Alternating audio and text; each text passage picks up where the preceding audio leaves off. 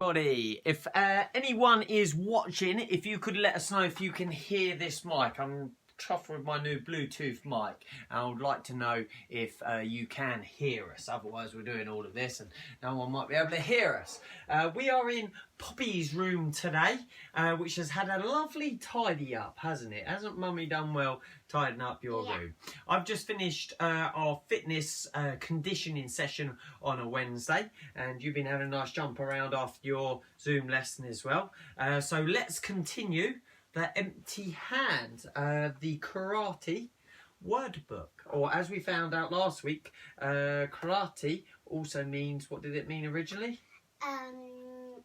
Chinese hand, wasn't it? And then it changed to empty hand. So shall we find what page we are on?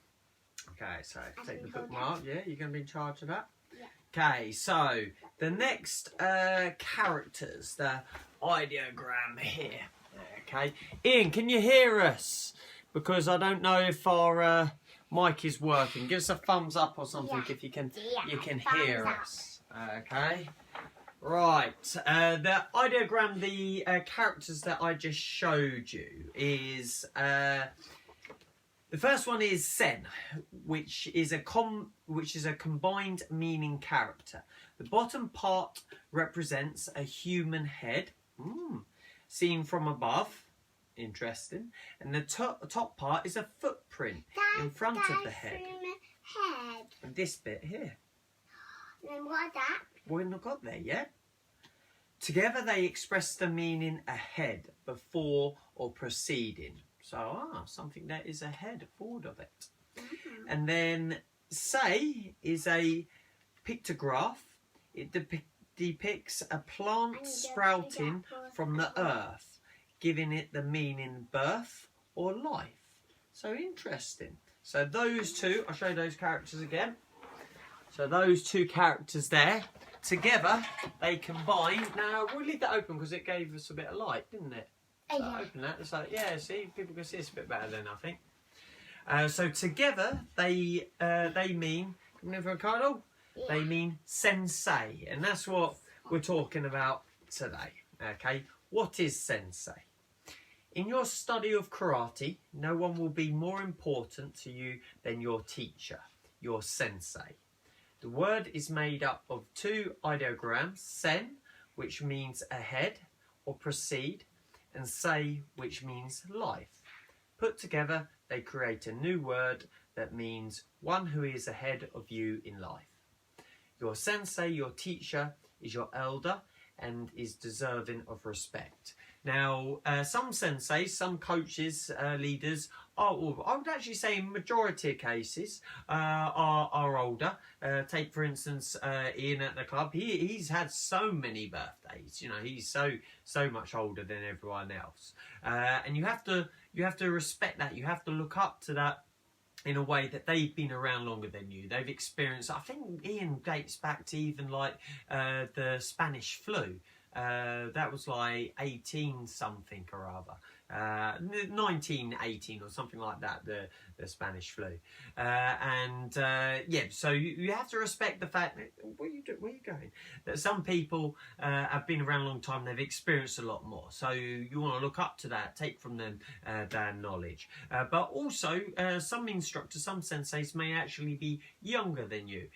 For instance, Cece, she's younger than some of the students that she will teach. I myself am even younger than some students I teach and have been in my teaching career. However, those people, myself, Cece as the example, we're ahead in the sense that we've done what you're practicing to do a lot more.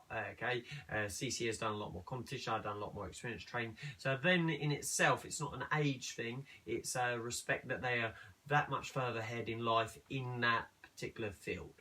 Okay, in Japan, teachers are considered to be more than just instructors of a particular subject. They are regarded as role models for their students in all aspects of life. Japanese teachers of math or social studies, for example, are expected not only to know about their subjects, but also to lead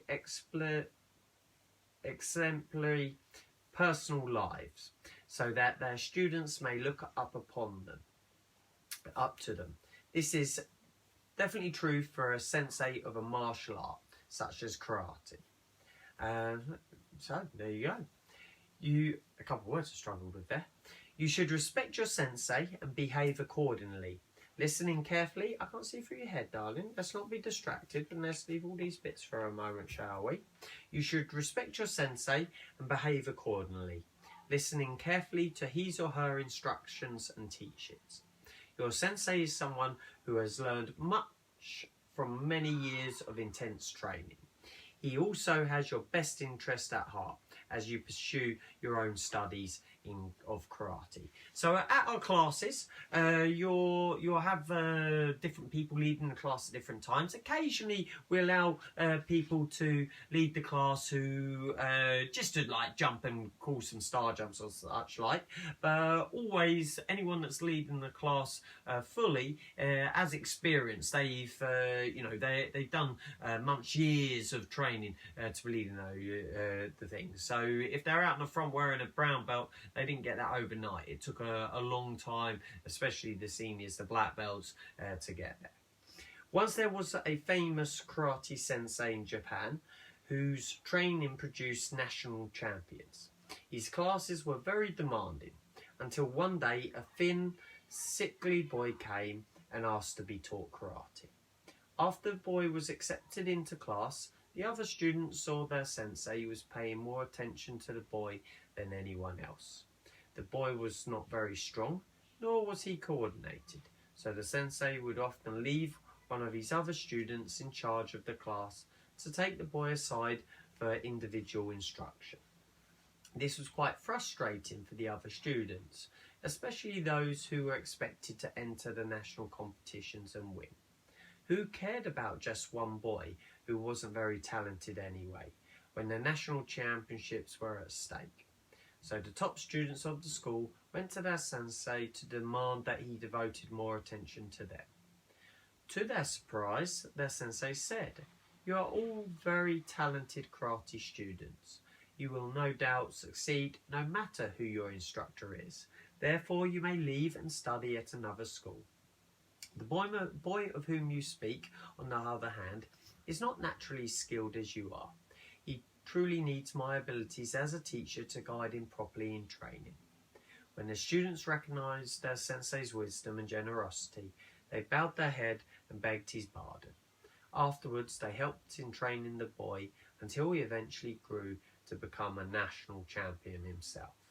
Ah, that was a lovely story, wasn't it? Okay, now there is a lot of pages in here. We've just finished page 12 and this takes us up to page 62. So maybe next week should we try and go for 2 pages, Poppy? Okay, so we'll stick with the one today. Maybe if we get 2 pages. We're reading this during the whole COVID-19 lockdown. So hopefully we're not locked down long enough to get through all 60 pages. So let's aim for next week at Wisdom Wednesday story time to talk about what is dojo, what we're missing greatly at the moment, and what is showman. Okay, that'd be interesting to pick up next time. Okay, so yeah, we've done that one. So Poppy's ready for bed now, so I'm going to tuck her in and say nights, and and I hope you have a lovely evening, and we'll catch up with you soon. Peace out. Daddy, I'm not going to bed yet. Yes, I think you need to go to bed now.